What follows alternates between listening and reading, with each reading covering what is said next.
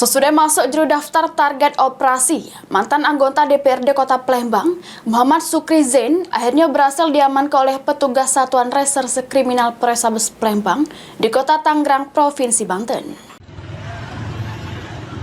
Kamu main cek tak boleh Pak, kamu Pak. Anu ujar kamu tuh, anak munu Pak. Yo. Masuk ini kamu. Tidak salah milu kau tuh. Tidak boleh milu. Nyawa ini. Sesudah menjadi target operasi Satreskrim Polrestabes Palembang, akhirnya mantan anggota DPRD Kota Palembang, Muhammad Sukri Zain, yang melakukan penganiayaan terhadap mantan bininya Yola Padmawati, berhasil diamankan petugas Satreskrim Polrestabes Palembang. Kapolres Tabes Palembang Kombes Pol Haryo Sugihartono membenarkan anggotanya sudah meningkap tersangka Muhammad Sukri Zain terkait kasus penganiayaan yang menyebabkan adanya luka tujahan terhadap mantan bininya pada beberapa hari yang lewat yang motifnya karena cemburu.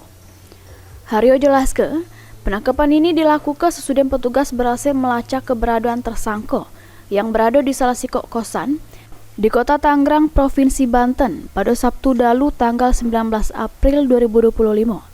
Tersangka dewek pas ditangkap petugas tidak melakukan perlawanan. Kita sudah mendapatkan informasi bahwa Satuan Reserse Kriminal Polres Palembang sudah menyikapi pengaduan yang kemarin sudah pernah terjadi, yaitu seorang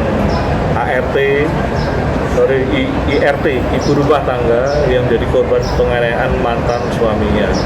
Yang kebetulan mantan suaminya juga mantan anggota legislatif DPRD Kota Palembang.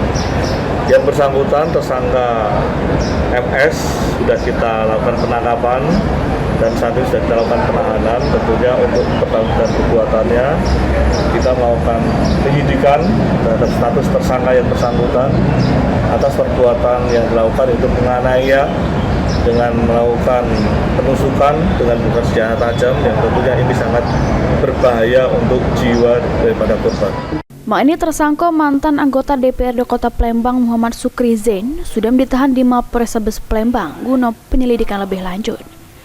Suryadi, PAL TV.